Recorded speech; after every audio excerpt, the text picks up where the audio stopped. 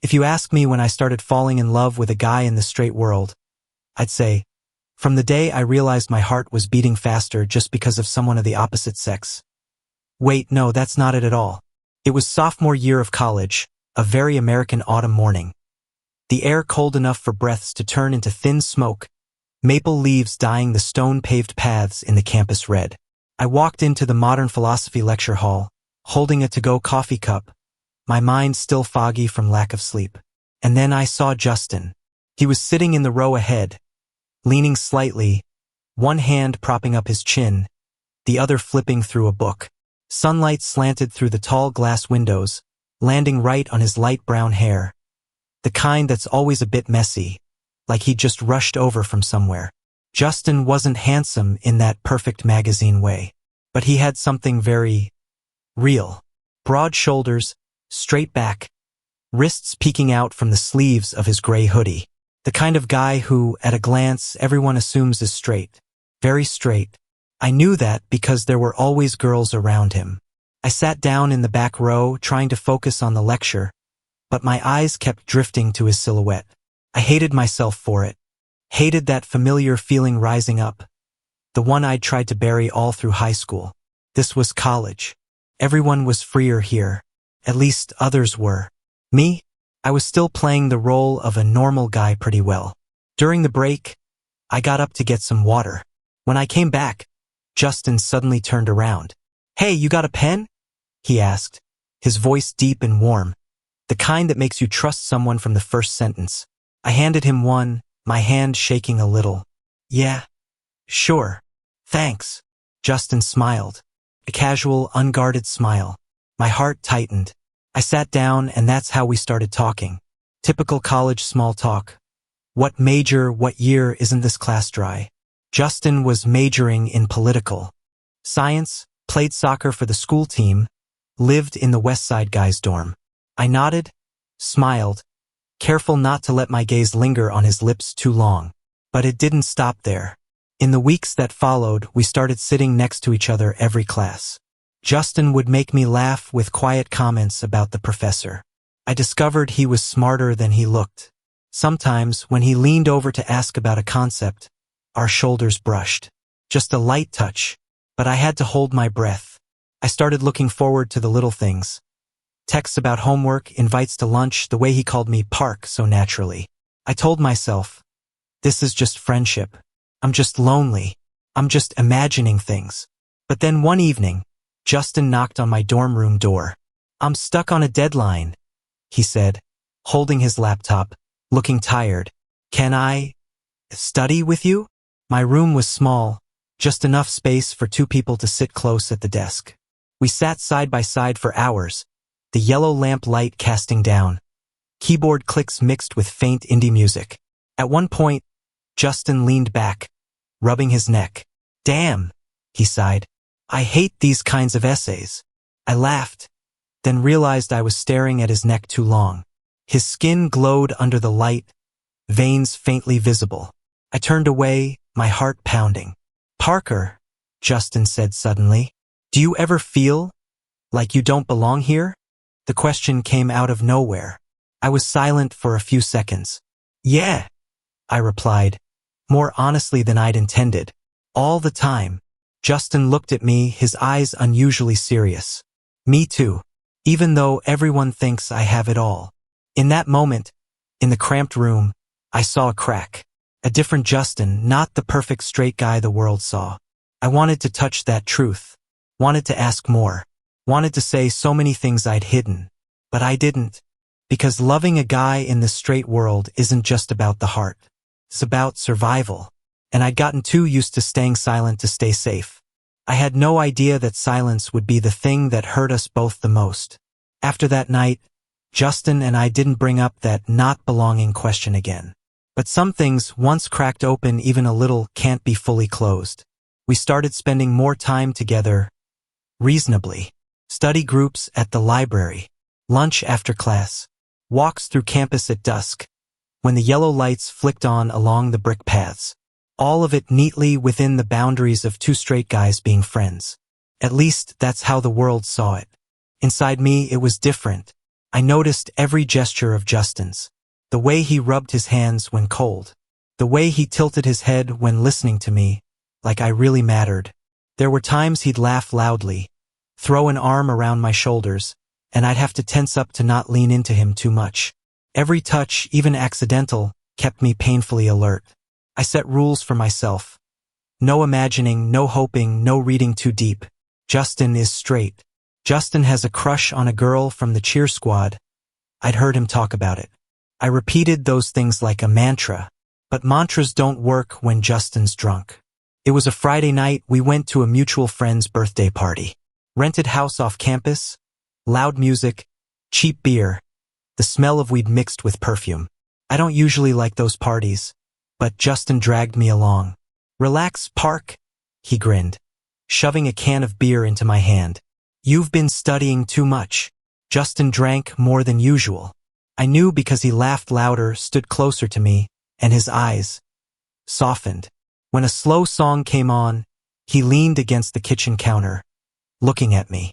You know, he said, voice a bit hoarse, I like being around you. Not the noisy kind. My heart skipped a beat. Yeah, me too. He looked at me a few seconds longer than safe. Then Justin turned away, finishing his beer. The moment passed quickly, swallowed by laughter and music. But I couldn't forget it. That night, I walked Justin back to the dorm. He stumbled a bit on the stairs, grabbing my arm. I felt his weight, his hot breath on my neck. Sorry, he mumbled. I'm a bit wasted. It's fine, I said. I'm here. At his door, Justin turned to look at me. His eyes were slightly red, not sure if from alcohol or something else. The air between us was thick enough that I could hear my own heartbeat. Parker, he said slowly, you're a good person. I forced a smile. You're drunk. Maybe. Justin tilted his head. But I'm not lying. He stood there so close. Close enough that if I moved just a little, our lips would touch. I wanted to. God, I wanted it so bad my hands went numb. But I did nothing. I stepped back. Go to sleep, I said. We'll talk tomorrow. Justin looked at me, like he was trying to figure something out and gave up. Yeah, he said softly. That night I couldn't sleep. I lay staring at the ceiling, replaying every second. I hated myself for hoping, hated Justin for innocently planting words that shouldn't be there, and hated this world, where something as simple as love becomes such a complicated equation. I told myself, stop, create distance, before I do something irreversible. But loving a guy in the straight world isn't like flipping a switch. You can't just decide and be done. And I was about to learn that the hard way. After that night, I started avoiding Justin. Not completely disappearing, but pulling back just enough so no one noticed. I switched seats in class, responded to texts slower, made excuses about being busy with studying to skip lunch. I convinced myself this was the only way to keep things safe. Safe for me, and maybe for Justin too. But Justin wasn't the type to ignore changes like that. Hey! He cornered me after class one rainy afternoon. What's up with you, Park? I stood under the awning, hands in my jacket pockets, trying not to meet his eyes. What do you mean? You're avoiding me, Justin said bluntly. Don't say you're not. I was silent. The rain pattered clearly on the bricks. I wanted to tell the truth. Wanted to say that every time I was near him, I had to fight myself. But I didn't have the courage. I need to focus more, I said. Lots of assignments coming up. Justin looked at me for a long time. Then he nodded, but I knew he didn't fully believe it. Okay, he said. If you need anything. In that moment, I felt like the worst person. We maintained that limbo state until midterms break, a time I thought would help things cool down. I went home to my parents in the Chicago suburbs. Justin stayed on campus for a soccer tournament. But physical distance didn't help. I still thought about him, even more. I wondered what Justin was doing, if he thought about me, if he noticed my absence. I hated how much I cared. On the last night of break, Justin texted. Justin, you back yet? I stared at the screen for a long time before replying. Parker, heading back tomorrow. Justin, cool. I miss you. Those 3 words made my heart clench. I turned off the screen, flipped the phone face down on the table, as if that would make the feelings disappear. But they didn't. When I got back to school, everything had changed. Justin had a girlfriend. I found out the worst way possible. Seeing him sitting on the library steps, smiling brightly, hand intertwined with a blonde girl's. She was pretty, the standard kind. Tall, confident, sunny smile. She kissed his cheek, and he didn't pull away. I stood frozen from afar. That was the moment I realized I'd been fooling myself. Justin had never promised anything. Never said he wasn't straight. All this pain was self-inflicted. That evening, Justin came to find me. "Heard you're back," he said, standing at my door. "Why didn't you text?" I looked at him. Still the same Justin, but something had shifted. A new certainty. An invisible boundary. "Congrats," I said, trying to sound normal. "Your girlfriend looks great together." Justin paused. "You saw?" "Yeah." The air grew heavy. Justin scratched the back of his neck. A familiar gesture that stung. "Parker," he said slowly, "I don't want things between us to get weird." I gave a faint smile. "It's not weird. We're friends." Saying that felt like cutting into my own heart. But I had no other choice. Justin nodded. "Yeah, friends." After that, things went silent. We still greeted each other in class, made small talk. But the intimacy was gone. The lingering looks, the half-asked questions, all vanished. I tried dating someone else. A guy from the school's LGBT club. He was cute, gentle, and clear about his feelings.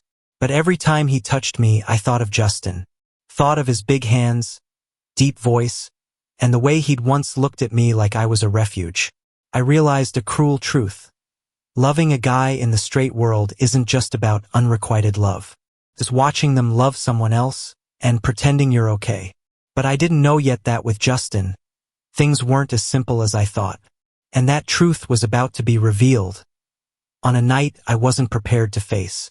That night came on an ordinary midweek day, the kind where you expect nothing but finishing homework and going to bed early.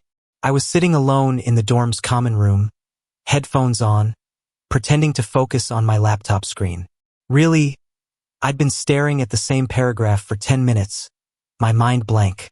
Outside the window, snow was starting to fall, thin white flakes blanketing the campus, making everything quieter than usual. The door opened. I looked up, and my heart sank. Justin. He stood there, coat still on, hair wet from melting snow, face tense unlike his usual confident self. I took off my headphones, feeling like I'd been caught thinking about him. "Justin," I asked, "what are you? Can I come in?" He interrupted, voice hoarse. I nodded. Justin stepped in, closing the door behind him. The small click sounded too loud in the quiet room. He stood still for a few seconds like he didn't know where to start. I didn't say anything either. The air between us was so tense I could barely breathe. "Parker," he finally spoke. "I'm not okay." Those 3 words hit me hard. "Did you fight with your girlfriend?" I asked, trying to keep my voice neutral, trying to keep distance. Justin let out a short laugh, one with no humor. "I think so." I stood up, gesturing to the sofa. "Sit down." Justin sat, elbows on his knees, hands clasped.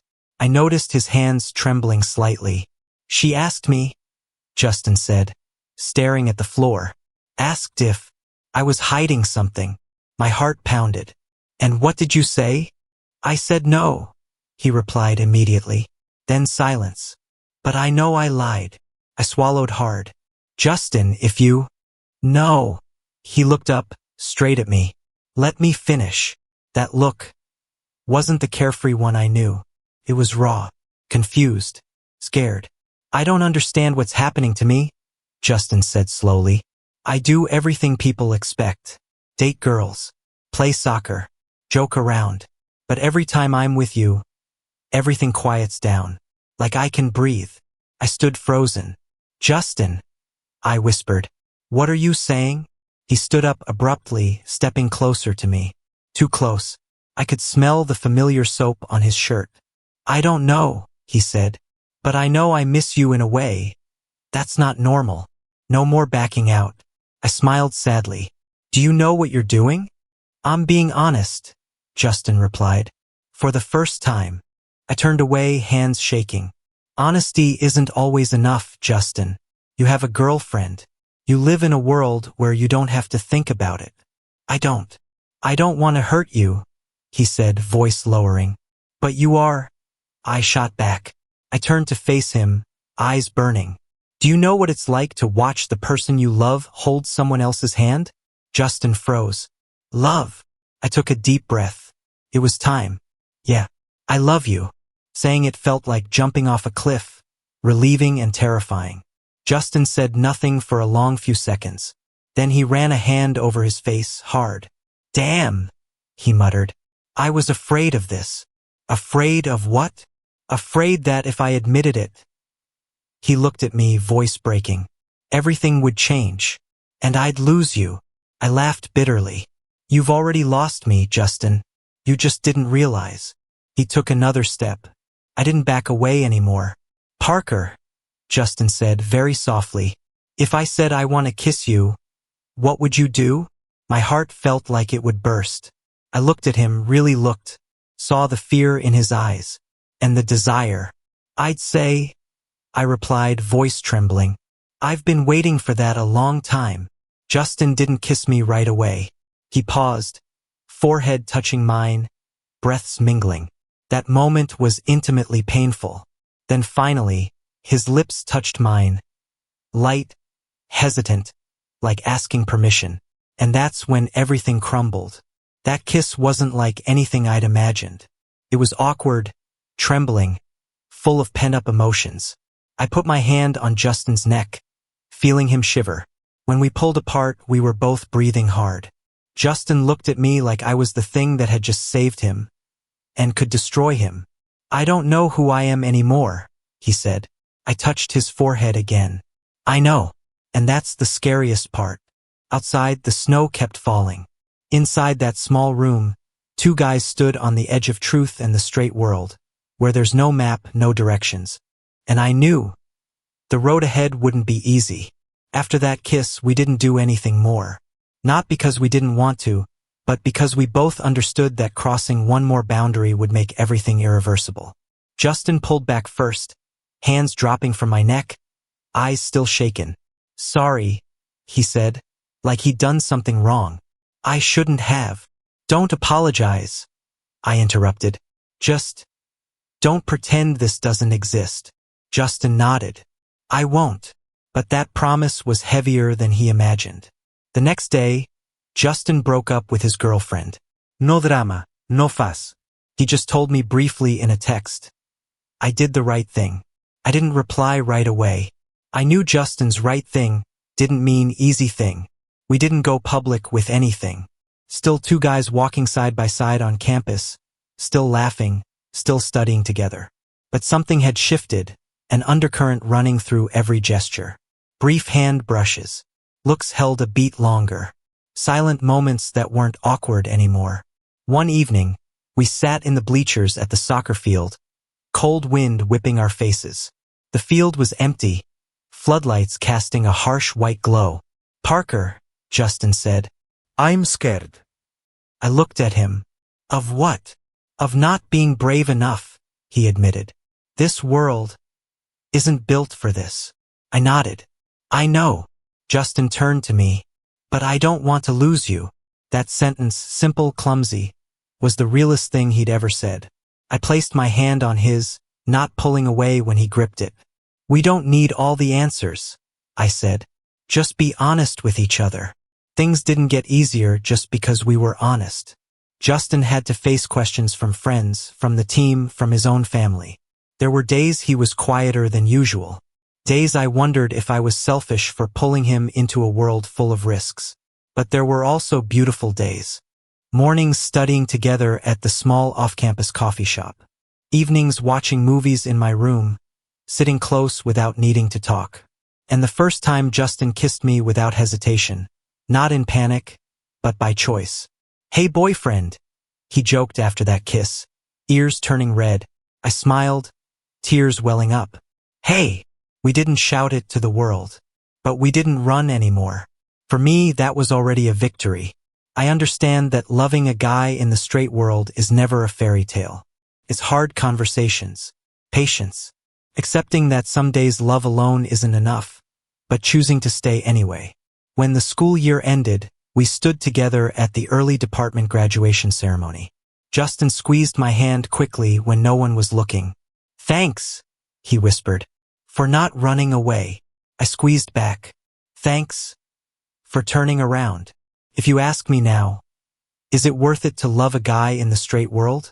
I say yes, not because it's easy, but because some people, like Justin, when you find them, you understand that living truthfully, no matter how hard, is better than safety and silence. And I, Parker, finally learned that.